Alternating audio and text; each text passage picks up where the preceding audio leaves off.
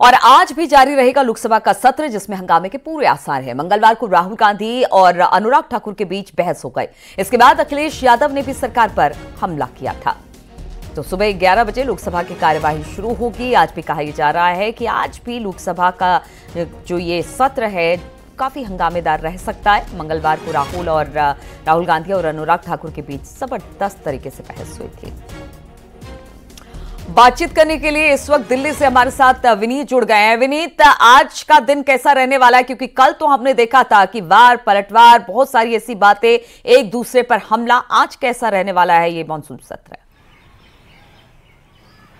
जी नीलू, निश्चित तौर पर मैं आपको बताना चाहूंगा कि आज भी हंगामे की उम्मीद जो है वो हम कर सकते हैं, क्योंकि सरकार की पूरी तरह से कोशिश होगी कि बजट को जो है वो पास करवा लिया जाए शिक्षा को लेकर के, या फिर अगर हम रेल को लेकर के बात करें तो बजट जो है वो पास करवाने की कोशिश जो है वो सरकार करेगी। लेकिन वहीं पर विपक्षी पार्टियां जो है वो सरकार को घेरने की कोशिश जो है वो लगातार करती रहेगी। कल हमने देखा कि जिस तरह से जातीय जनगणना को लेकर के विपक्षी पार्टियां जिस तरह से अपनी मांग कर रही थी, और कल अनुराग ठाकुर के एक बयान पर जिस तरह से राहुल गांधी ने रिएक्ट किया, जाति को लेकर के जिस तरह से बात हुई थी उस पर जिस तरह से राहुल गांधी ने रिएक्ट किया, आज भी 377 का जब समय आएगा उस वक्त जो है विपक्षी पार्टियों की ओर से नोटिस दिया गया है और जातीय जनगणना को लेकर के जो है वो बात की जा सकती है। वहीं पर सरकार की कोशिश रहेगी कि बजट को जो है वो पास करवा लिया जाए, क्योंकि बिल्कुल तो आज का दिन भी काफी महत्वपूर्ण रहने वाला है। हालांकि हंगामा भी काफी ज्यादा हो सकता है, ऐसे आसार दिखाई दे रहे हैं।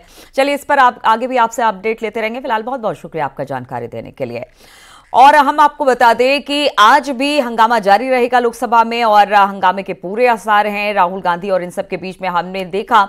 लेकिन अयोध्या की बात अब कर लेते हैं। अयोध्या में भव्य राम मंदिर निर्माण के बाद सियासत प्राण प्रतिष्ठा पर हुई है। विपक्ष के नेताओं ने एकजुट होकर रामलला की प्राण प्रतिष्ठा का बहिष्कार कर दिया और अयोध्या में रामलला के दर्शन करने तक नहीं गए। लेकिन अब नया सियासी कलेश शुरू हो चुका है।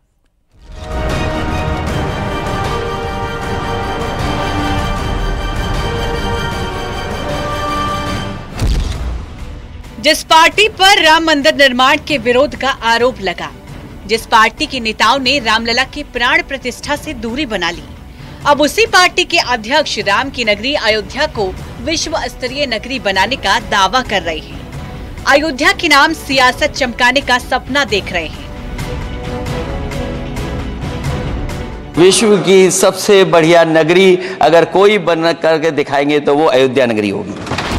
अखिलेश यादव डंके की चोट पर कह रहे हैं अयोध्या को वर्ल्ड क्लास नगरी बनाएंगे, लेकिन इसके पीछे वो टर्म्स एंड कंडीशंस भी लगा रहे हैं। अखिलेश यादव ने लोकसभा में कहा, ये सरकार चलने वाली नहीं है, ये सरकार कभी भी गिर सकती है। सरकार बनी तो अयोध्या के लिए काम करेंगे, अयोध्या को वर्ल्ड क्लास नगरी बनाएंगे। यानी जो अखिलेश राम मंदिर निर्माण होने के बाद रामलला के दर्शन करने तक नहीं गए, अब वो राम के नाम सियासी पैगाम दे रहे हैं। भी स्वीकार नहीं कर सकते। जब भी हम सत्ता में आएंगे, साल 2 साल, ये चलने वाली सरकार नहीं है, गिरने वाली सरकार है, याद रखना माननीय सदस्य। और देखिए, आप क्यों नहीं समझ रहे हो, साइकिल हमारा चुनाव चिन्ह है, साइकिल ही आपको सरकार चलवा रही है। जिस दिन साइकिल हट गई, आप कहाँ बैठे मिलोगे? अयोध्या को मैंने कहा हम काम नहीं रोक रहे हैं, लेकिन सभापति महोदय मैं कहना चाहता हूँ, इन लोगों का कौन टाउन प्लानर है, कौन आर्किटेक्ट है, मैं नहीं जानता हूं, लेकिन ये जब सरकार से चले जाएंगे तो विश्व की सबसे बढ़िया नगरी अगर कोई बन करके दिखाएंगे तो वो अयोध्या नगरी होगी। हालांकि इससे पहले भी अयोध्या का मुद्दा बजट सत्र के दौरान उठ चुका है।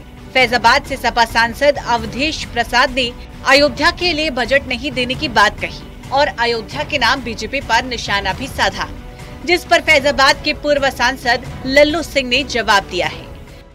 मैंने वित्त मंत्री द्वारा रखे हुए 70 पृष्ठों के बजट को देखा और कई बार देखा, दूरबीन लगा कर देखा, लेकिन अयोध्या का नाम नहीं है, उत्तर प्रदेश का नाम नहीं है।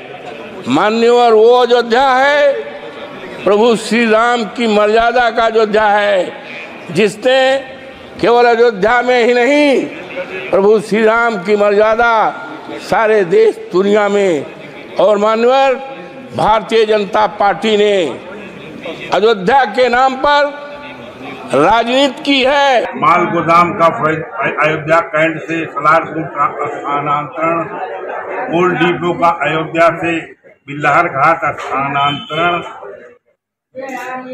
133 करोड़ रुपया भारत सरकार से पर्यटन मंत्रालय से स्वीकृत, और अयोध्या से जगदीशपुर की 4 लेन, अयोध्या से सुल्तानपुर को राष्ट्रीय महामार्ग के लिए का निर्माण।